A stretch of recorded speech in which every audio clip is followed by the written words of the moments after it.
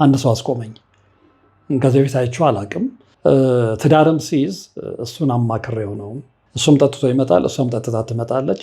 እሱን አስጨንቃ ጉሮሮን አንቃ ነው የምታስገዛው። እምቢ ማለት አይፈልግም። ስትፈልጉ በአፍጢማችሁ ተተከሉ፣ ስትፈልጉ ተፋቱ፣ ስትፈልጉ ተበተኑ፣ ስትፈልጉ ልጆቹ ጎዳና ያውጡ። አንድ ትልቅ ቦታ ላይ አፓርትመንት ገዛላት። ከአንድም ሁለት አፓርትመንት። ከተለያየ ወንድ ጋር ማውጣት ምን ችግር አለ? አሁን ደስታ ነው፣ ነፍስን ማስደሰት ነው። ሴጣን የነገራችሁን ነገር ለመፈጸም የምትዘጋጁ ሰዎች ተጠንቀቁ።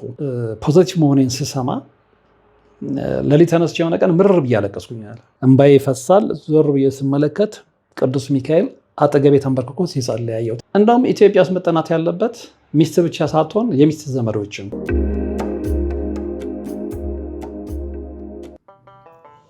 የአጋዕዝተ ቅድስት ሥላሴን 17 ዓመት በሙሉ በጭራሮ ግድግዳ መቆም መስማት ለተዋህዶ ልጆች ልብ የሚሰብር ትልቅ ሐዘን ነውና እጃችሁን ዘርጉ ባልነው መሠረት አላሳፈራችሁንም።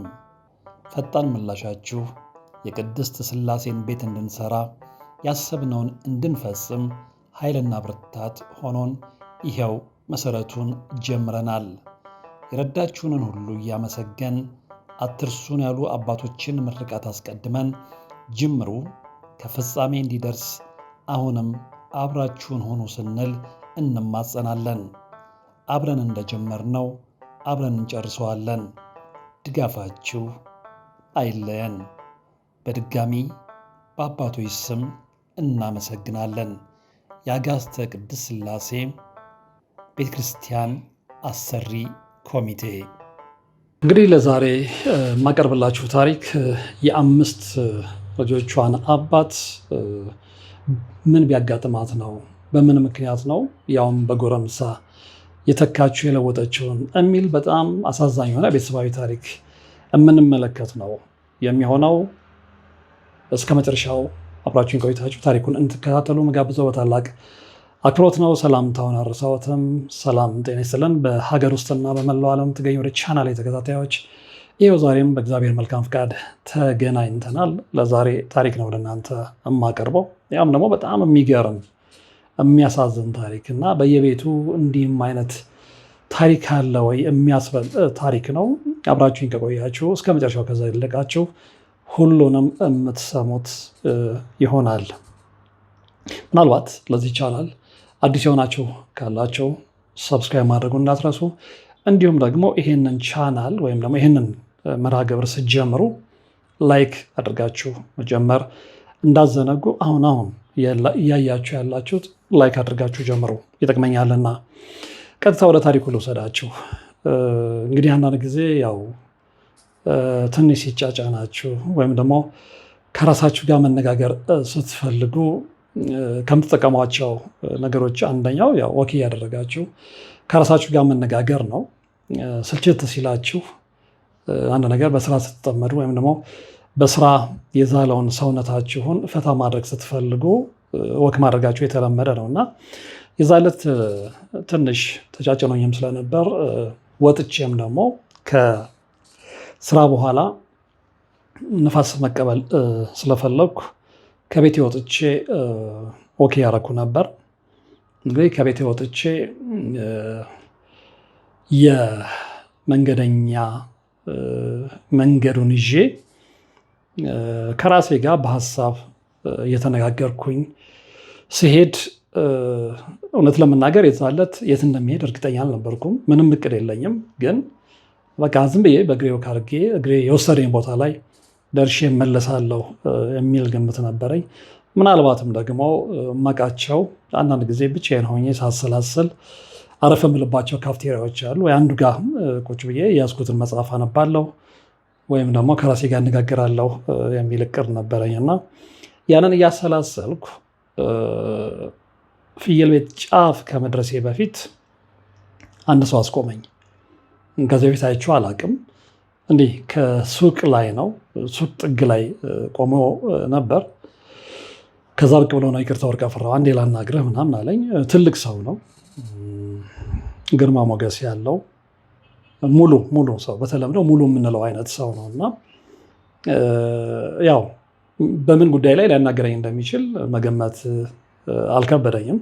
ብዙ ጊዜ ሰዎች መንገድ ላይ ሲያስቆሙኝ ከምሰራው መርሃ ግብር ጋር በተገናኘ የራሳቸውን ታሪክ ሊያካፍሉኝ፣ የራሳቸውን ታሪክ ሊያጫውቱኝ፣ ምናልባትም ደግሞ አንዳንዶቹ የባሰባቸው ወይ የመምህር ግርማን ወይም ደግሞ የመምህር ተስፋዬን ስልክ እንድሰጣቸው ሊጠይቁኝ እንደሆነ መገመት አይከብደኝም። ያው ከተሞክሮዬ ከልምዴ ማለት ነው። እና የዚህንም ሰው እንደዛ ነበር የገመትኩት። ምናልባት እንግዲህ ከሁለቱ ያንዱን ስልክ ሊጠይቀኝ ነው ወይም ደግሞ የደረሰበትን ነገር ሊያካፍለኝ ነው። ከዛ እንደማይዘል እርግጠኛ ነበርኩ እና ቆምኩ። ሰላምታ ተለዋወጥን። ብዙ ጊዜ ስልክ ደውዬልህ ነበረ ላገኝህ አልቻልኩም አለኝ። አዎ ብዙ ጊዜ ሰዎች ይደውላሉ፣ ወይ ስራ ሲበዛብኝ ወይ ደግሞ አንዳንዴ በራሴ ጉዳይ ስወጣጠር ስልክ ላልመልስ እችላለሁ። ያንን ነገርኩት። አንድ ከባድ የሆነ ችግር እንዳጋጠመውና ያንን ሊነግረኝ እንደሚፈልግ አወራኝ። ቆመን የተወሰነ ሃይላይት ሰጠኝና ቆሞ ረጅም ሰዓት ማውራቱ ለእኔም ለሱም አልታየንም እና ወይ ቀጠሮ ይዘን ሌላ ቀን እንገናኝ ስለው አልፈለገም። የዛን ዕለት ሊያወራኝ ነው የፈለገውና ምናልባት የማላስቸግር ከሆነ አሁን ባወራ አለኝ። በእርግጥም ያን ያህል የሚያስቸኩል ጉዳይ አልነበረኝም። እንደነገርኳችሁ በቃ ዝም ብዬ ራሴን ፈታ ላደርግ ወክ ላደርግ ነው የወጣሁት። ስለዚህ መልካም አጋጣሚ ስለነበር አይ ነው የሚያስቸኩለኝ የተለየ የያዝኩት ፕሮግራም ስለሌለ ማውራት እንችላለን አልኩትና እንደገና ተመልሰን አንድ ማዘውትረው ካፍቴሪያ ውስጥ ነው አረፍ ያልነው። ከዛ በኋላ እንግዲህ በጣም የተገረምኩበትን ታሪክ ነው የነገረኝ። እሱን ነው ወደ እናንተ ማደርሰው። ይህ ሰው ኦልሞስት ከዛሬ 20 ዓመት በፊት ተወልዶ የሚያደገውም ከዛሬ 20 ዓመት በፊት ስላችሁ በደንብ የስራ ህይወቱ ተሳክቶለት ጥሩ ስታተስ ላይ የነበረበት ጊዜ ነው። ነገር ግን አሁን ኦልሞስት ወደ 51 ዓመት አካባቢ የሚጠጋው ጎልማሳ ነው እና በልጅነቱ ነው ንግድ የጀመረው። ተወልዶ ያደገው መርካቶ አካባቢ እንደሆነ ነው የነገረኝ እና በጥረቱ ጎበዝ ነው ራሱን ለማሻሻል። ምክንያቱም የመጣበትን የቤተሰብ መሰረት ስለሚያውቀው ያንን መሰረት ለመቀየር ራሱንም ቤተሰቦቹንም ለመርዳት በጣም ይታትር እንደነበረ ነው የነገረኝና ተሳክቶለታል። በጣም ይለፋ ስለነበረ ጥሪት ለመቋጠር በዛ እድሜው እንግዲህ 50 ይሆናል ብያቸዋለሁ እና 21 ዓመቱ የዛሬ 21 ዓመት በጣም ጥሩ ስታተስ ላይ የነበረበት ታይም ነው። እንግዲህ ኦልሞስት 50 ዓመቱ ከሆነ የዛሬ ዓመት ከተሳካለት በ30 ዓመቱ ጥሩ ነጋዴ ነበር ማለት ነው። በኋላ ነገሮች መልካም ሲሆኑ ቤት ስገዛ ቋሚ የሆኑ ቅርሶችን ከያዝኩ በኋላ በጣም ማፍቅራት ሴት ነበረች። ከልጅነት ጀምሮ የምንተዋወቅ ሰው ሽማግሌ ላኩና ከእሷ ጋር ትዳር መሰረትን አለ። እግዚአብሔርም ሲቀናኝ የሚገርም ያሳደገኝ ሚካኤል ነው ያለው። ቅዱስ ሚካኤል ነው ያሳደገኝ እና ምንም ነገር ሲከፋኝ የሆነ ነገር ሀፕን ሲያደርግ ሮጭ የምነግረው ለቅዱስ ሚካኤል ነው እና አንድም ጠይቄው ያሳፈረኝ ነገር የለም እና ትዳርም ሲይዝ እሱን አማክሬው ነው ጸሎት ጸልዬ እንግዲህ እች ልጅ ከድሮ ጀምሮ አውቃታለሁ። ስለዚህ የኔ ትክክለኛ ውሃ አጣጬ ከሆነች አንተው መርቅልኝ ብዬው ነው ትዳር መሰረት ነው ያለኝና ሽማግሌ ላከ። በወጉ መሰረት ቤተሰብ ፈቀደ፣ ተጋቡ፣ አብሮ መኖር ጀመሩና እግዚአብሔርም እንግዲህ ሲባርክ ሁሉን ነገር ያስተካክለው የለ በቅን ልቦና ከጠየቅ ነው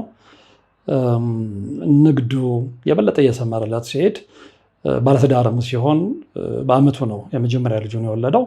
ከዚ በኋላ እያለ በየአመቱ እንግዲህ ዘር ሲሰጥ እንደዛ ነው እግዚአብሔር።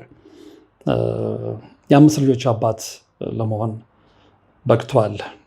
በጣም በሚገርም ሁኔታ ደግሞ አንዲት ሴት ብቻ ነች ያለችው፣ 4 ወንዶች ናቸው እና ኑሮ ሰመረ፣ በልጆች ተባረከ፣ ገንዘቡም በደንብ በላይ መምጣት ጀመረ፣ ፋብሪካዎች አቋቋመ። በቃ ጥሩ የሆነ ህይወት።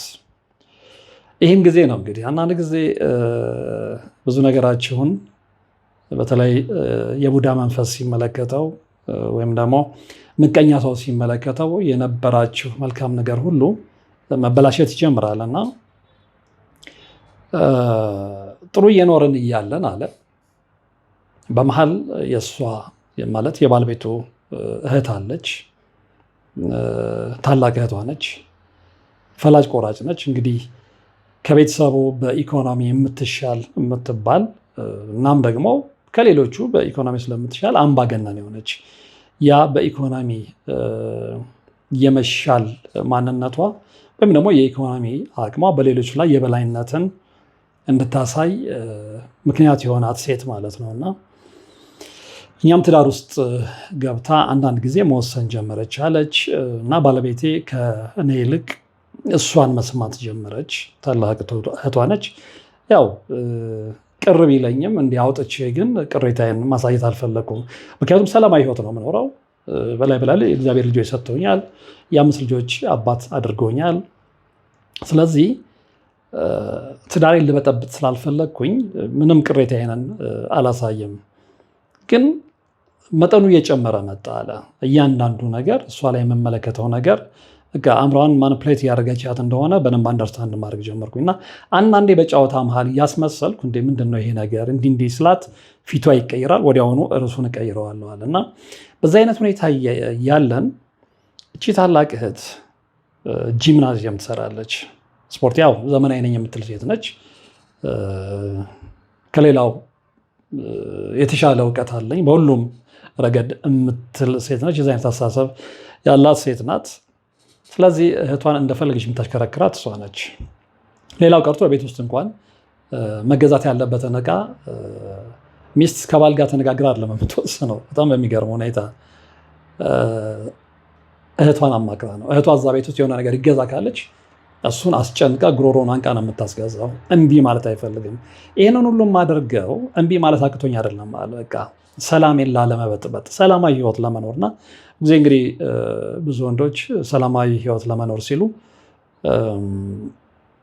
ጫና ቢመጣም ተቀብለው ያልፉታል። ይሄ የተለመደ ነው። ወንዶች ብቻ አይደሉም፣ ሴቶችም እንደዛው። በባል ወገን ያለው አምባገነን ሲበረታ ልጆቼ ለማሳደግ የቤቴን ሰላም ለመጥበጥ እንዳይበጠበጥ ብለው ያንን ጫና ተቋቁመው የሚያልፉ ጀግና እህቶችም እንዳሉ፣ ጀግና ሚስቶችም ጀግና ሴቶችም እንዳሉ ይታወቃል። ወደ ባለታሪካችን ቤት ስመልሳቸው ይሄ ነገር እያደገ መጣና ምን ሆነ ነው ያለኝ።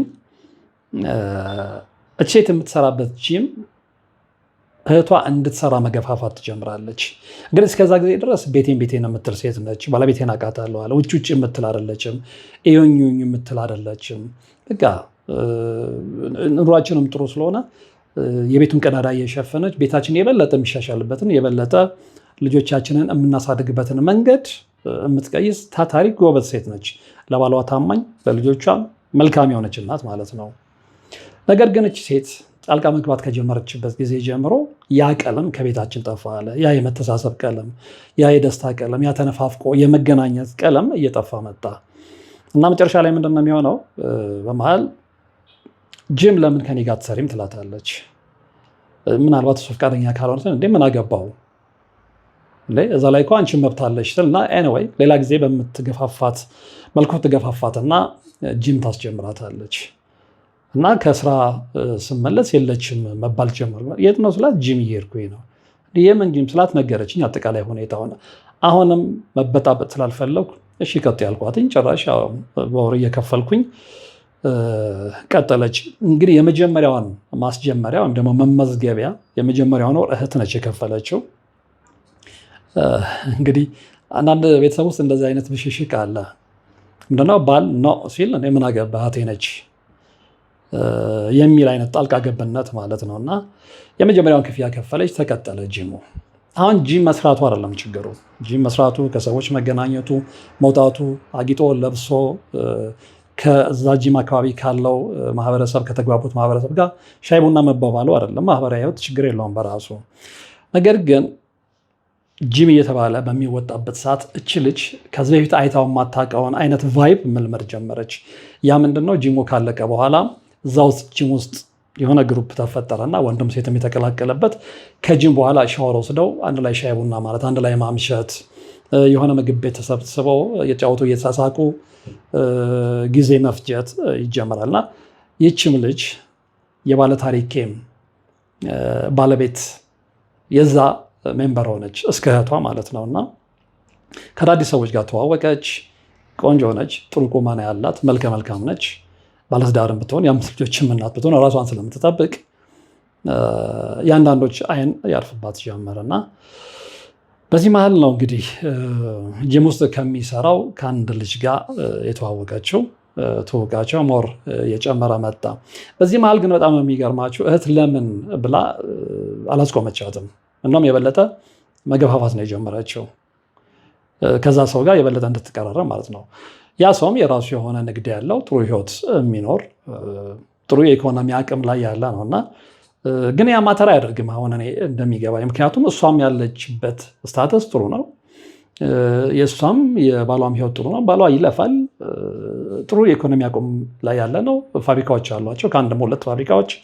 ስለዚህ ኢኮኖሚ ገንዘብ ፍለጋ ነው ወደዛ ያስኬዳት የሚል እምነት የለኝም። በኋላ እንደውም እሱም የነገረኝ አይደለም ነው እና አንዳንድ ሰው በተፈጥሮ በቀላሉ ለዝሙት መንፈስ የሚጋለጥ አለ። ካየው ጋር ያንንም ማግኘት የሚፈልግ ማለት ነው እና በኋላ እሱ የሚለኝ ምንድነው የዛ አይነት መንፈስ አይቼባታለሁ ነው። ግን በጣም የሚገርመው ትዳርን አፋቱ የአምስት ልጆችን እናት በዚህ አይነት መንገድ የምትመራ እህት ይቅርታ አድርጉልኝና እቺ እህት አይደለችም። ከዛ እቺ ልጅ ውጪ ስትለምድ ቅዳሜና ወደ ቤቷ ነበር የምትውለው። ከዛ በኋላ ግማሽ ቀን ቅዳሜ ስትወጣ ምክንያት እየፈጠረች ጂም ካሉ ልጆች ጋር ማህበር መስርተናል፣ ስለዚህ የሆነ ቦታ ላይ ልንሄድ ነው፣ እንዲህ አይነት ቦታ ላይ በግሩፕ ልንሄድ ነው። ከዛ እሑድ ቀን መዋል ጀመረ፣ እንዲህ አይነት ማምሸት ተጀመረ። አሁን እንግዲህ እሱም ወንድ ነው፣ እሱም ክብር አለው። እዚህ ጋር ሲሪየስ መሆን መበሳጨት ጀመረና ይሄ ነገር ግን ነገሮችን ከማስተካከል ይልቅ የበለጠ እያባባሰ ነው የመጣው። ምን አገባህ የሚለው ነገር እንደፈራው መጣ። ምን አገባህ ግን ከሚስቱ ብቻ አይደለም ከሚስቱ እህትም ጭምር መጣ። እንዴ አንተ ስራ በምትሰራበት ሰዓት ላይ ጧት ወጥተህ ማታ አይደል የምትገባው? ከማን ጋር እንደምትውል ምን እንደምታደርግኛስ በምን እናውቃለን የሚል ነገር መምጣት ጀመረ። ይኸውላችሁ አንዳንድ ጊዜ ህይወት ትመሰርቱና ህይወታችሁን ግን እናንተ አይደላችሁም የምትመሩት። የእናንተን ህይወት ሌላ ሰው ነው በሪሞት ኮንትሮል የሚቆጣጠረው እና እዛ ላይ በጣም ጥንቃቄ ሊደረግ ይገባልና የብዙ ሰዎች ህይወት በእንደዚህ አይነት ሁኔታ በጣም ጥሩ የተባለ ህይወት ሲበላሽ እየተመለከት ነው ስለሆነ ማለት ነው እና በዚህ አይነት መልኩ እየቀጠለ ያለ ባል ታይቶበት የማያውቅ ብስጭት መምጣት ይጀምራል። እልህ ውስጥ ይገባል። ስለዚህ ይህንን ነገር እንድታቆም ይነግራታል። ሚስት ፍቃደኛ አይደለችም። ሚስት ብቻ አይደለችም፣ የሚስት እህት ፍቃደኛ አይደለችም። እሷ ነው ክላ እንግዲህ አፈቀላጤ የሆነ የምትናገረው እህቷ ነች እና ይሄ ነገር በፍጹም ሊያስማማቸው አልቻለም። በየቀኑ ጭቅጭቅ መምጣት ጀመረ፣ መጣላት ጀመሩ። ቤት ውስጥ ሰላም እንዳልነበረ፣ መሳሳቅ እንዳልነበረ፣ ፈገግታ እንዳልነበረ፣ ገነት ነው የነሱ ቤት እንዳልተባለው ሲኦል መሆን ጀመረ።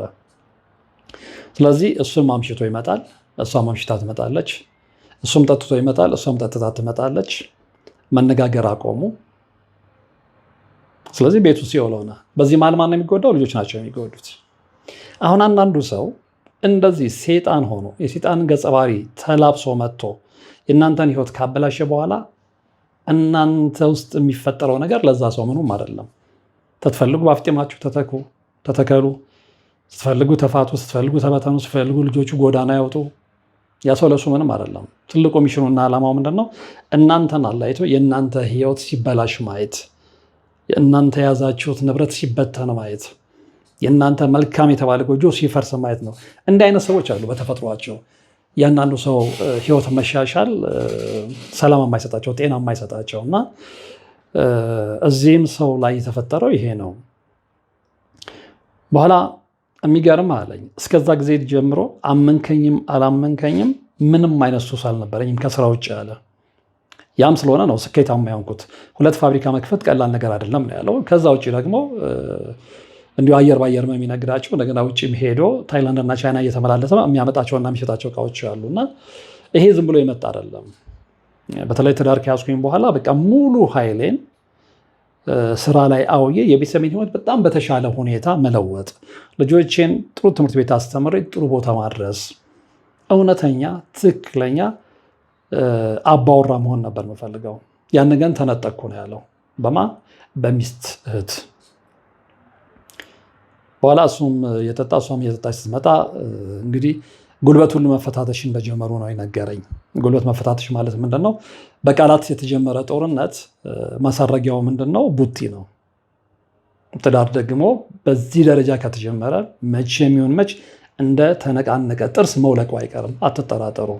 ወንድ ልጅ እጁን ሚስቱ ላይ ካነሳ፣ ሚስት ጫማ ባሏ ላይ መወርወር ከጀመረች ከዛ በኋላ ምንም ያ ትዳር አይሆንም። በቃ መከባበሩ ፈርሷል። መከባበሩ የለማ። አንተ ትብስ አንቺ ትብሽ የሚለው መንፈስ ከዛ ቤት ወጥቶ የዛ ተቃራኒ መንፈስ ነው እዛ ቤት ውስጥ የገባውና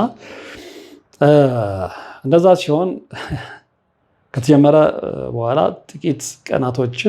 ጥቂት ሳምንታትን እንደቆየን ጭራሽ ያልጠበቁት ነገር ተፈጠረ አለ። በጣም አስደንጋጩም ይሄ ነው። ምንድነው? በቃ እንደውም ከአንተ ጋር መኖር አልፈልግም፣ ስለዚህ ትዳር ፍቺ ይፈልጋለሁ። ዋት? በፍጹም አላመንኩም አለ። እንደፈለገ እንጣላ፣ የፈለገችበት ትሂድ፣ የፈለገችበት ታምሽ፣ በእህቷ አባባይነት፣ በእህቷ ገፋፊነት ምንም ታድርግ፣ ምንም ጫና ታሳድር፣ በፍጹም ግን ትዳር ይፍረስ፣ ፍቺ ይፈልጋለሁ የሚል ጥያቄ ከእሷ ይመጣል ብዬ በፍጹም አስቤ አላቅም አለ። ብትባል ብትሰራ፣ ምክንያቱም እዛ ጋር በደንብ ገብቶላታል። አንደኛ ከአዲስ ሰው ጋር ታውቃለች። በአዲስ ፍቅር ውስጥ ገብታ ብን እያለች ነው። አይታ ማታውቀውን እንደ አዲስ እንደገና እንደ ፍንዳታ እያደረጋት ነው። ስለዚህ ሽማግሌ ቢመጣ ነሳ አባት ቢመጣ ማንም ሊመልሳት አልቻለም። ግድ ሆነ። ትዳር ፈረሰ። ልጅ መበተን ማለት ነው። እንዲህ አይነት የሰው ሰይጣኖች አሉ። በስንት ትግል የቆመን በስንት ትግል መሰረት የያዘን ትዳር የሚነዱ የሰው የሚበትኑ እናትና ልጅ የሚያለያዩ አባትና ልጅ የሚያለያዩ ሞልተዋል በየቤቱ። ሰው ፍቺ ፈጸምን። ያው ንብረት ተካፈልን። ለየብቻ ኑሮ ተጀመረ። ከዛ በኋላ ብስጭት መጣ። መጠጣት ጀመርኩ፣ መቃም ጀመርኩ። ምንም ሶስት የለኝም ብዬ ነበር አለ። መቃም ጀመርኩ፣ መጠጣት ጀመርኩ። ሌላ በፍጹም የማልታወቅ ሌላ ወንድሞቼ ስጋት ውስጥ ተወደቁ። ስጋት ውስጥ የጣላቸው ግን የሱ ቤተሰቦች ወንድሞች እህቶችም አሉት፣ ወንድሞች እህቶች አሉት፣ እናትና አባቱም አሉ። እነሱ የደነገጡት ምንድነው? በትዳሩ ፍቺ ሳይሆን ኦፍኮርስ እሱ ማስደንግጧቸዋል። ከዛ በላይ ግን የእሱ እንደዚህ መሆን፣ መጠጣት፣ ሱስ ውስጥ መግባት፣ መቃም፣ መበሳጨት፣ እንዲህ አይነት ነገሮች እና ቢሉት ቢሰሩት አንዳንድ ጊዜ ምክር ለመካሪው ነው ቀላል፣ ለተቀባዩ ግን ከባድ ነው። ምክንያቱም እዛ ጫማ ውስጥ ሆኖ ነው ሰው ማሰብ ያለበት። ኦፍኮርስ መምከር ጥሩ ነው፣ ግን አንዳንድ ጊዜ ነገሮች ከአቅም በላይ ሲሆኑ ምክር ለሚቀበለው ሰው ነገሮች ከአቅም በላይ ሊሆኑበት ይችላሉ። ስለዚህ እናንተ ምክር ላይሰማ ይችላል እና ያ ምን አይነት ችግር መምጣት ጀመረ? የልጅ ቤቱን እየጠላ ምክንያቱም ቤቴ በጊዜ ሲመጣ እሷን የሚያስታውሰኝ አለ። ትታኝ ሄዳለች፣ ተለያይተናል፣ ትዳራችንን በፍርድ ቤት ጨርሰናል፣ በቃ ፍቺውን ጨርሰናል፣ ሰማንያችንን ቀደናል አለ። ይበልጥ ለማንገብገብ ደግሞ እንዳልኳቸው እዛ ጂም ቤት ውስጥ የተዋወቀችውንና አሁን ፍቅረኛ ያደረገችውን ወንድ እሱ ያለበት ቦታ ላይ እየመጣች መታየት ጀመረች። አንዳንድ ጊዜ አንዳንድ ሴቶች አሉ በጣም የሚገርመኝ ራሳቸው ማምጥተውት ይሁን በወንዱም በኩል በመጣ ችግር ይሁን ከተለያዩ በኋላ ማስቀናት የሚፈልጉ ሰዎች በቃ ተለያየ እህል ውሃ ካላዛለቃችሁ ተለያያቸው። ሰው በሰላም መለያየት እኮ ይችላል አለ። ከዛ በቃ አዲስ ህይወት ከጀመርክ በኋላ እንደገና እዛ ቦታ ላይ ምን ቀርቶሻል? እዛ ጋር ሄዶ እሱ የሚገኝበት ቦታ እሱ የስራ ቦታ ላይ ሾው ማሳየት፣ ምናልባት እንግዲህ ከአንተ የተሻለ ሰው ይዣለሁ፣ ምናልባት ያ ሰውም ላይሻለም እኮ ይችላል። ኤኒዌይ ተሻለም አልተሻለም ፍቺ ከተፈጸመ በኋላ ከተለያያችሁ በኋላ ከሌላ ሰው ጋር ያንን ሰው ለማስቀናት የምታደርጉ በወንድም በሴትም ነው ያለው። በነገራችን ላይ በአንዱ ብቻ አይደለም፣ በወንዱ ብቻ አይደለም፣ በሴቷም ብቻ አይደለም፣ በሁለቱም በኩል ያለ ነው እና ይሄ ትክክል አይደለም። የበለጠ እንደው በጣም ስለ የሰደደ ጥላቻ ውስጥ ይከትና በጥይት እስከ መደባደብ ያመጣል። የምናውቃቸው ታሪኮች ስላሉ ነው እና እዛ ውስጥ አትግቡ ለማለት ነው ባጭሩ። እዚህ ቤተሰብ ውስጥ የተፈጠረው ያ ነው። እና ያንን ስጀምር የበለጠ መበሳጨት ጀመርኩ። ከዛ ቤት በጊዜ መግባት ተውኩኝ። 6 ሰዓት 7 ሰዓት ምናምን። እስከዛ ጊዜ ግን ልጆቼ ነጋ ነበሩ ያለ። በኋላ ነው ከቆይታ በኋላ በፍርድ ቤት ትዕዛዝ ተከፋፈሉና ልጆቻቸውን። ይሄ ነው የሚያስጠላው እንግዲህ በአዋቂዎች ኃጢአት፣ በአዋቂዎች ወንጀል የልጆች መገነጣጠል። እንግዲህ 5 ልጆች አሉ ብያቸዋለሁ። እነዛ 5 ልጆች አንድ ላይ ነው እንደ ወንድም እንደ አንድ ሴት ነች መሀላቸው ያለችው እና ብርቅ የሆነች ልጅ አንድ ላይ ሆነው ነው ማድረግ የሚፈልጉት እነዛ ልጆች ከልጅነት ጀምሮ ፍቅር ስላዩ በቤተሰብ ፍቅር ስለመጡ ማለት ነው። እና እነሱን ለያይቶ እንዲነፋፈቁ ማድረግ፣ በዛ ማሰቃየት፣ ትምህርታቸው ላይ ጫና መፍጠር፣ ይሄ ሁሉ የአዋቂ ሰዎች ስህተት ነው እንጂ ልጆቹ ምንም ያመጡት ችግር አይደለም። ከዛ ምንድን ነው የሆነው? ሴቷን ጨምሮ አንድ ወንድ እሱ ጋር እንዲያድግ፣ 3 ልጆች ደግሞ የፈታት ሚስቱ ጋር። ምክንያቱም እሷም ንብረት ተካፍላ ሄዳለች። ስለዚህ ልጆቿን ማሳደግ የምትችልበት አቅም አላት። ወዲያው ግን ምንድን ነው ያደረገችው? ከዛ ልጅ ጋር ቤት ተከራይታ አብራ መኖር ጀመረች። ትልቅ ቤት። ከሱም ጋር ብዙ አልቆዩም። በጣም የሚገርማቸው ከሱም ጋር ምክንያቱን ባላውቀውም ነው ያለው፣ ማወቅም አልፈልግም። እሱን ትታ ደግሞ ሽማግሌ የሆነ ሰው ከጀርመን የመጣ ጀርመን ነዋሪነቱን ያደረገ በጣም ሀብታም ሰው ከሱ ጋር ትዋወቃለች። ያኛውን ትፈነግለዋለች እና ያ ሰው አንድ ትልቅ ቦታ ላይ አፓርትመንት ገዛላት። ከአንድም 2 አፓርትመንት፣ መኪና ገዛላት። በቃ ሌላ ህይወት ማለት ነው። የሚገርም ግን አለኝ ይህ ሰው ጀርመን ነው ያለው። ፕሮሰስ ሊጀምርልኝ ሲላት ፍቃደኛ አይደለችም። ምክንያቱም እሷ እዚህ ተመችቷታል። ከአንድም 2 አፓርትመንት ተገዞላታል። ከዛ ከኔ ስትፋታ ያገኘችው ሀብት ንብረት አለ። እሷ የፈለገችው ምንድነው? በየጂሙ በየናይት ክለቡ እየዞረች ከፈለገችው ወንድ ጋር እንደፈለገችው። እንደውም አንዴ ቁጭ ብለን አውርተናል አለ እንዴ አንቺ 5 ልጆች ወልደሻል፣ ከዚህ በኋላ እንዲህ አይነት ህይወት ስላት ነው በቃ ምን ችግር አለው? ምን ችግር ያለው ያለችው ምንድነው? ከተለያየ ወንድ ጋር ማውጣት ምን ችግር አለው? ደስታ ነው፣ ነፍስን ማስደሰት ነው። እንደዚህ ነው የምታምኘው? እንደዛ ነው የማምነው። ስለዚህ ጂም ውስጥ ተዋውቀው ባሏን ትታበት ፍቅረኛ ነው ብላ አንድ ሰሞን ያበረችበትን ልጅም ትታ ሌላ ሽማግሌ ያዘች። እሱ ያስፈልጋታል ያላትን ውድ መኪናና አፓርትመንት ገዛላት። እሱ ቤተሰቦች ሊጠይቅ ሲመላለስ ነው የተዋወቁት እና የዛኛው ሰው የምር ወዷት ስለነበር ሽማግሌው እስካሁን ለምን አላገባህም ብለው ነበር። አግብቼ ነበር፣ ሚስቴ ሞተችብኝ፣ ልጅ አልወለድንም ነበረ። ስለዚህ ሚስቴ ስትሞት በቃ የእሷን መርሳት ሳላች የተወሰነ ጊዜ በብቻዬን ማሳለፍ ስለፈለኩ የሚል ታሪክ ነው የነገራት። እውነት ነው አይደለም እሱ ሌላ ጉዳይ ነው። በኋላ ግን በጣም ወዳት ስለነበረ ሊያገባት ይፈልጋት እንደነበረ ቢነግራትም እሷ ፈቃደኛ አይደለችም። ወይም ደግሞ እንግዲህ ባለታሪኩ እንደነገረኝ ዛሬ ነገ እያለች እንዳዘናጋቸው ነው የነገረኝ። እና እሷ እዚህ ሆና ግን ከተለያዩ ወንዶች ጋር ግንኙነት እንደነበራት እሰማ ነበር ነው ያለው።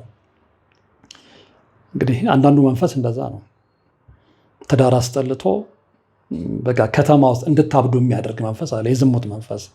ስለዚህ ይሄንን የለመዱ ሰዎች ምንድነው የሚሉት? አይ በቃ እኔ ትዳር ይዤ ከምን ለምን ህይወቴን አላስደስታትም? እንደፈለኩ ይዘናነው ገንዘብ ካለኝ እንደፈለኩኝ የፈለኩትን አማርጬ የምበላ አማርጬ የምለብስ ከሆነ ደስ ካለኝ ወንጋ የምፈልገውን የምፈጽም ከሆነ በቃ ላይፌ ነው ብለው የሚያምኑ ሰዎች አሉ። ልክ እንደዚህ ሴት ማለት ነው። እና ይሄ የበለጠ ስላበሳጨኝ እኔም 8-9 ሰዓት የምመጣው ጭራሽ ማደር ጀመርኩ አለ። ጭራሽ ማደር ጀመርኩ። መንገዴ ሳትኩኝ። ስራዬ ላይ ያለኝ ፍቅር እየቀነሰ መጣ። ብዙ ነገሮች እየተበላሹ መጡ። ስለዚህ ምንድነው አሁን በዚህ ሁሉ ነገር በተፈጸመ ነገር ስራውን እየጠላ ሲመጣ፣ ስራ ደግሞ ደስ እያላችሁ ካልሰራችሁት በስተቀር ይበላሻል። ስለዚህ አንዳንዴ ሲያመጣው እንደዚህ ነው። ኔጌቲቭ የሆኑ ነገሮች ሲመጡ በህይወታችሁ ላይ ብዙ ነገር ያሳጣችኋል። ሲሳይም ሲመጣ እንደዛ ነው። በነገራችን ላይ ሳታስቡት በላይ በረከቱ ይመጣል። ስታጡም ደግሞ ትዳራችሁን ትፈታላችሁ፣ ሀብት ንብረታችሁን በዚህ ደረጃ ትካፈላላችሁ። ያላችሁም ነገር እያሽቆለቆለ ይመጣል። ለስራ ያላችሁ ፍላጎት ይጠፋል። ገንዘብ እስከ መቸገር ትደርሳላችሁ። እዚህ ባለ ታሪኬ ላይ ያኔ የተፈጸመው ይባስ ብሎ አለኝ። ከፍርሃት ታምነኝም ይባስ ብሎ መጨረሻ ላይ ታመምኩኝ አለ። ታመምኩኝ፣ አቅሜ እየደከመ መጣ። የምግብ ፍላጎት የጠፋ፣ ኪሎ እየቀነሰ መጣ፣ ቤተሰቦች እስኪደነግጡ ድረስ። ስለዚህ አይነው መመርመር አለበት ብዬ ስመረመር HIV ፖዚቲቭ ሆንኩኝ። የታያችሁ እንግዲህ ጨዋ የነበረ ምንም ሱስ ያልነበረበት በብስጭት እዚህ ውስጥ የገባ ሰውዬ ለልህ ብሎ በብስጭት ብሎ ሱስ ውስጥ የገባው ሰውዬ መጨረሻ ላይ እንዲህ አይነት በጣም የሚያስደነግጥ ነገር ውስጥ ነው የገባውና ከዛ በኋላ ደነገጥኩኝ አለ። በቃ የበለጠ ተስፋዬ እየተሟጠጠ ሄደ። አሁን ልጆች ምንድን ነው የሚሆኑት? ኦፍኮርስ የተወሰነ ነገር ልተውላቸው ይችላለሁ። አንድ ሁለቱ ናቸው ትንሽ ለአቅመ አዳም የደረሱት።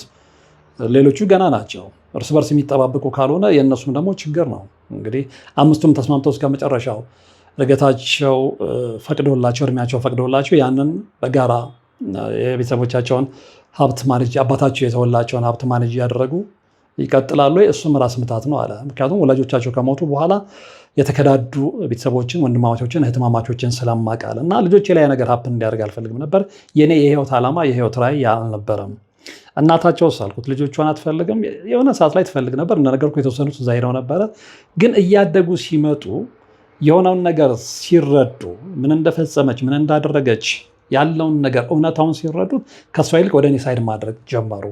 በዛ ስለተበሳጨች እርግፍ አድርጋታቸዋለች። እንደውም የሚገርመ ሶስቱም እሷም ጋር የነበሩትም ወደ እኔ ጋር መጥቶ አምስቱም ልጆች እኔ ጋር መኖር ጀምረው ነበር ነው ያለው። እና በኋላ ወንድሞቹ አንድ ሆስፒታል ያስገቡታል። ያው ህመሙ እየባሰ ሲሄድ ሆስፒታል ሲገባ ትንሽ ሻል ሲለው ወደ ቤቱ ሲመጣ እንዲህ ያለ ሲሄድ አንድ ቀን ምር ብሎኝ፣ ያው እንደ ሰው ይከፋል አለ። እንደ ሰው ይከፋል። የኔ ህይወት ትልም የነበረው ይሄ ነው፣ ግን የሄድኩበት መንገድ ይሄ ነው። ተቃራኒ የሆነ ነገር ማለት ነው። እና በዛ ላይ ደግሞ ፖዚቲቭ መሆኔን ስሰማ ሌሊት ተነስቼ የሆነ ቀን ምርር ብዬ አለቀስኩኛል። ነገር ያለው የካ ሚካኤል ነው ያሳደገኝ እና የጸሎት ቤቴ ውስጥ የጸሎት ቤት እንዳለው ነግሮኛል። የጸሎት ቤቴ ውስጥ ቅዱስ ሚካኤል ስላደነው ፊት ተንበርክኬ ስቅስቅ ብዬ እያለቀስኩኝ ምንድነው ጥፋት ያልኩት አለ። ምንድነው ጥፋት? እንደ ሰው ነበር የማናገረው አለ። እምባዬ ይወርዳል። ምንድነው ጥፋቴ? የኔ ዓላማ ይሄ አልነበረም። የኔ ዓላማ ዝሙት አልነበረም። የኔ ዓላማ ከተለያዩ ሴቶች ጋር መውጣት አልነበረም። የኔ ዓላማ በሽታ ላይ መውደቅ አልነበረም። የኔ ዓላማ ይሄ ነበር፣ ጥሩ ትዳር እንዲኖረኝ፣ ጥሩ ቤተሰብ እንዲኖረኝ። ነገር ግን ከኔ ፍቃድ ውጪ በሆነ ምክንያት ይሄ ነገር በእኔ ህይወት ላይ ሀፕን አደረገ። ለምን? በምን በደሌ? በምን ኃጢአቴ? እኔ ክፉ ነኝ ወይ? ክፉ እንዳልሆንኩ ደግሞ አውቃለሁ አለ። ለተቸገረ ምረዳ። እንደነገርኩ መሰረቴ በልፋቴ እዚህ ሀብት ደረጃ ላይ ልቀመጥ እንጂ መሰረቴ ግን የድሃ ልጅ ነኝ። ስለዚህ ያንን አሸንፌን የመጣሁትኝ። ስለዚህ አሁን ቤተሰቦቼን መርዳት በጀመርኩበት፣ ጥሩ ትዳር አገኘው፣ ጥሩ ልጆች አገኘው፣ እግዚአብሔርን ማመስገን በጀመርኩበት ታይም ላይ ይሄ ነገር ለምንድን ነው እኔ ህይወት ላይ ሀፕን ያደረገው? ስቅስቅ ብዬ አለቀስኩኝ። ከሚካኤል ጋር ተሟገትኩኝ፣ ከመድኃኔዓለም ጋር ተሟገትኩኝ፣ ከቅድስት ማርያም ጋር ተሟገትኩኝ አለ። እንቅልፍ ይዞኝ ሄደ። እንቅልፍ ይዞኝ ሄዶ ይህንን ታሪክ ከዚህ በፊት አንድ መርሃ ግብር ስሰራ ሃይላይቱን ነግሬያቸዋለሁ። ዲቴይል አልገባሁም እንጂ እና ያ ታሪክ ነው። አንዳንድ ነገሮችን አውቄ ቀይሬያቸዋለሁ የሰውየውን ሴኪሪቲ ወይም ደግሞ ደህንነት ለመጠበቅ ስለማለት ነው። እና ከዛ እንቅልፍ ወሰደኝ። እንቅልፍ ወስዶ ህልም ማየት ጀመርኩ አለ። ህልሙ አስደንግጦኝ ተነሳው። ከዛ ወዲያ መተኛት አልቻልኩም አለ። ዘ ኔክስት ዴይ ቀን ነው አለ። አሁንም ቀን ላይ ምግብ አልበላም ነበረ የሚገርም አለ። እና የዛለት ግን ለምን እንደሆነ አላቅም ክትፎ አማረኝ አለ። ከዛ አጠገቤ ወንድሞቼ ነበሩ። አንደኛውን ወንድሜን እባክህ ክትፎ አምሮኛል እና ሄደና ገዝተህልኝ ከየትም ፈልገህ አምጣ አልኩትኝ አለና ደነገጡ አለ። ምክንያቱም እንኳን ክትፎ ልበላ ይቅርና እነሱ ተጨንቀው ምን ብለው የሚያዘጋጁልኝ ኢቭን አጥሜት እንኳን መጠጣት ያቃተኝ ሰው ነበርኩኝ። ከዛ ምንድነው እነሱ የገመቱትና የደነገጡት አለ በቃ ሊሞት ነው። እንግዲህ አሁን ብዙ ጊዜ ሰዎች ስጋ አማረን ሲሉ እንዲህ አይነት ነገር አማረን ሲሉ ቀለባቸውን ነው የሚጠይቁት እና ከሞት አይተርፉም የሚባል የተለመደ አባባል እኛ ሀገር ውስጥ አለ። ኦፍኮርስ ሲሰራም ተመልክቼዋለሁ። ፈልገው አመጡልኝ አለ። የሚገርምህ ሌላ ጊዜ አጥሚት መጠጣት የማልችለው ግጥም አድርጌ የበላሁኝ አለ። የቀረበልኝን አንድም ሳላስተርፍ ሚሪንዳይን ጠጣሁኝ። በቃ ድብና ያለ እንቅልፍ ይዞኝ ይሄዳል። ቀን ነው። ከዛ በእንቅልፍ ውስጥ እንትን ማየት ጀመርኩ አለ። ህልም እልም ያለ በረዶ ይወርዳል። ከዛ በረዶ ለመሸሽ ለመጠለል እሞክራለሁ። ቅዝቃዜው እንዳይነካኝ እንደምንም ልብስ ለመልበስ ስሞክር እመለከታለሁ አለ። ይቀዘቅዘኛል፣ ግን ያ ነገር ብዙም አይደርስብኝም። ከዛ ከረጅም ጊዜ ምን ያህል ሰዓት እንደተኛው አላውቅም፣ ስባንን ደንግጠው ይመለከቱኛል አለ። ወንድሜ ክትፎን ገዝቶልኝ የመጣ ወንድሜና ሌላ ቤተሰብ አሁንም አላመኑ። ስነሳ ግን ኖርማሊ ሰውነቴ ቀይሮ የነበረው ወደ ሰውነት መልክ መምጣት በቃ መስተካከል ጀመረ እና አላመኑም አለ። የሚገርምህ ግን በዛ መሃል የዛን ዕለት ተንበርክኬ አልቅሻለሁ። እንግዲህ እየተንበርከኩኝ ማልቀስ ቆይቻለሁ ከጀመርኩኝ አለ። አንድ አፍታ አልኳቸው አለ። ልክ ያንን ምግብ ከበላሁ በኋላ የተወሰነ ደቂቃ ለብቻ የተውኝ መጸለይ ይፈልጋለሁ። ምን እንደታየኝ አላውቅም አለ። ከዛ ይሻሉና እነሱ መኝታ ቤት ተውኝ ወጡ አለ ወደ ሳሎን። ጸሎት ቤቴም መኝታ ቤቴም ስላድነው አለ። የዛለት የነበርኩት መኝታ ቤቴ ነው አለ። ተንበርክኬ ጸለይኩኝ አለ። ልክ እንደ ትላንትና ቅዱስ ሚካኤልን እንደሞገትኩት፣ ቅድስት ድንግል ማርያምን እንደሞገትኳት፣ መድኃኒዓለም እንደሞገትኩት የዛ አይነት ጸሎት ጸለይኩኝ። ልክ እየጸለይኩኝ እያለው አታምነኝም አለ። እንባዬ ይፈሳል። ዞር ብዬ ስመለከት ቅዱስ ሚካኤል አጠገቤ ተንበርክኮ ሲጸልይ ያየሁት። ይህንን ነግሬያቸዋለሁ ከዚህ በፊትም። ይህንን ታሪክ ምንድነው ግን ባለፈው ስነግራችሁ ይህንን ታሪክ አልነበር የነገርኳችሁ። ከዚህ ቀንጭቤ አንድ ልጁ አንዲት ሴት ልጅ አለችው ብያችኋለሁ። ያቺ ልጁ መንገድ ስታ የሪሃብ ገብታ ያጋጠማትን ነገር የነገርኳችሁ እና ዋናው ታሪክ ግን ይሄ ነው። በቃ እንዴት ትዳሩ እንደፈረሰ ምናምንና በዚህ ታሪክ ልነግራችሁ የፈለኩት ነገር ስላለ ነው። ሰው አላመንኩኝም። አየሁት፣ በተመስጦ ይጸልያል። እንግዲህ ያሳደገኝ የካ ሚካኤል ነው ብያለሁ። ቅዱስ ሚካኤል አጠገቤ የጸለየ ማየቱ እንትን አላልኩኝም። ደንግጬ ልክ እያየሁት ጸሎቱን ጨርሶ አንድ አፍታ ነው ለቅጽበተኛ አይናችንን ከርነን በምንከፍትበት ቅጽበት ተሰወረ። ከዛ ወንድሞቼን ጠሯቸው፣ እየተሯሯጡ ገቡ። ምንድነው ሲሉ አንደኛ ስለ ህልም የነገርኳቸው። እንዴ በረዶ አልጣለም እንዴ? የምን በረዶ አሉ። ያው በቅዠት እንግዲህ እነሱ ቅዠት ነው የሚሉት፣ እሱ ደግሞ ህልም ነው የሚለው። ያንን ኧረ ምንም እንትን የለም ውጭ እኮ እንደውም ፀሐያማ ነው አሉኝ አለ። ከዛ መልአኩ ስላቸው የምን መልአክ አሉኝ አለ። እና በቃ አእምሮዬን የሳትኩ እንደሆነ ነው እነሱ እንትን ያሉት። የሆነውን ሁሉ ነገርኳቸው አለ። ከዛ በዛ አይነት ሁኔታ ያቀን አለፈ። ግን ይሄ የድካም ስሜቱ ምናምን የተሻለ መጣ። የምግብ ፍላጎቴም እየጨመረ መጣ። ከዛን ቀን ጀምሮ ማለት ነው። ጸሎቴን አላቋረጥኩም ማለት እንደውም ጸበል አምጡልኝ እያልኩኝ ጠዋት ጸበል ጠጣለሁ፣ እጠምቃለሁ እዛው ቤቴ። ከዛ ሰዓት ሲደርስ ትንሽ አረፋፍድና ምግቤን እበላለሁ። ጠዋት እንደምንም ብዬ እስከ 5 ሊትር ጸበል እጠጣለሁ አለ። ከዛ በኋላ ያው ከወደ የሚወጣው ነገር አትጠይቀኝ አለ። ብዙ ጊዜ ያው ጸበል ሲጠጣ ውስጥ ችግር ካለ አጥቦ እንደሚያወጣው ማለት ነው። እና እየበረታው መጣው አለ። ምግቤን እያለው ማለት ከዛ በስንተኛው ቀን ነው አምሬ ውስጥ ምን እንዳሳሰበኝ አላውቅም አለ። ይህንን ወንድም አንደኛውን ወንድሜን ያኔ ክትፎ ግዛልኝ ብዬ ላኩትን ወንድሜን እስኪ ሐኪም ቤት ይዘኝ ሂድ አልኩትኝ አለ። ምን ነው አመመ እንዳይችለኝ ነው አላመመኝም፣ ግን በቃ መመርመር እፈልጋለሁ። ስለዚህ ከፊት ተመርምሬ ኤችአይቪ ፖዚቲቭ ነው የተባለበት ቦታ ላይ ሄድና ሲመረመር ኔጌቲቭ ሆኖ ይገኛል። አሁን ለአንዳንዱ ተረት ነው አይደለ? ግን እግዚአብሔር የማይቀይረው ታሪክ የለም ሰዎች። አንደኛው በዚህ ታሪክ ልነግራችሁ የፈለግኩት ይሄንን ነው።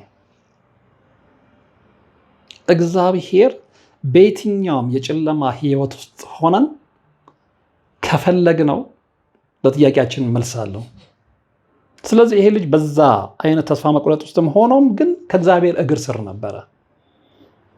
ከቅዱስ ሚካኤል እግር ስር ነበረ። ከቅድስት ድንግል ማርያም እግር ስር ነበረ። ሁሌ እንደ ሰው የሞግታቸው ነበረ። ውሎ አላደሩም፣ መልስ ሰጡት። አላመንኩም አለ። ኢቨን እኔ አይደለሁም ዶክተሩ አላመንም አለ። ሌላ 2-3 ቦታ ላይ ተመረመርኩ። ተመሳሳይ ውጤት ነው፣ ኔጌቲቭ። ከዚህ በላይ ተአምራለ እንዴ? የለም። ስለዚህ በዚህ ታሪክ የምነግራችሁ በየትኛውም ጨለማ ህይወት ውስጥ ሆናችሁ እግዚአብሔር ከእንደዛ አይነት መከራና ሰዎች ነው ብለው ከደመደሙት ነገር እንኳን ያወጣል። አንደኛው እሱ ነው። ሁለተኛ እናንተ የሆነ ህይወትን ዲዛይን ስታደርጉ ወይም ስላደረጋችሁ አይደለም በዛ የህይወት ዲዛይን መሰረት የምትመሩት። ነገሮች ናቸው የእናንተን ህይወት አቅጣጫ የሚቀያየሩት። አሁን አንዳንድ ሰው ቁጭ ብሎ ይጨነቃል። ዲዛይን አድርጎ ነገ እዚህ ጋር እንዲህ ብዬ ፎቅ ሰርቼ መኪና ገዝቼ ልጆችን እዚህ ጋር አስተምሬ ምናምን ጥሩ ነው መመኘት እንደሰው። ግን ማንም ሰው ዲዛይን ባደረገው የህይወት መንገድ ተጉዞ አያውቅም። የሰው ሰይጣኖች ሲያጋጥሙት በዛ አይነት ሁኔታ 360 ዲግሪ ኮምፓሱ ይቀየራል። ልክ እዚህ ቤተሰብ ላይ እንደተመለከት ነው ማለት ነው። እና እግዚአብሔር አንዳንዴ ከመልካም ጋር ያጋጥም። ከምሬ ነው የምላችሁ። ዙሪያችሁን ያሉ ሰዎች መልካሞች ካልሆኑ የእናንተ ልፋት የእናንተ ጥረት ብቻ ያሰባችሁበት ቦታ ላይ አያደርሳችሁም። በፍጹም በፍጹም። እዚህም ቤተሰብ ላይ የተመለከትነው ይህንን ነው። አንዳንድ ጊዜ የሚባል ንግግር አለ። እኔ መርሃ ግብር ስሰራ ጣልቃ እያስገባው የምናገረው ነገር አለ። ምንድን ነው? ሚስት ስታገቡ ማጥናት ያለባችሁ ባለቤታችሁን ብቻ አይደለም። አሁን አንዳንዴ አጥንታት ነው ወይ ተጠናንታችሁ ነው ወይ የተጋባችሁት የተለመደ። እንደውም ኢትዮጵያ ውስጥ መጠናት ያለበት ሚስት ብቻ ሳትሆን የሚስት ዘመዶችም፣ ባል ብቻ ሳይሆን የባል ዘመዶችም በደንብ መጠናት አለ፣ ልክ እንደ ሚስት። አለበለዛ በጣም ከባድ ነው። አለበለዛ በጣም ከባድ ነው።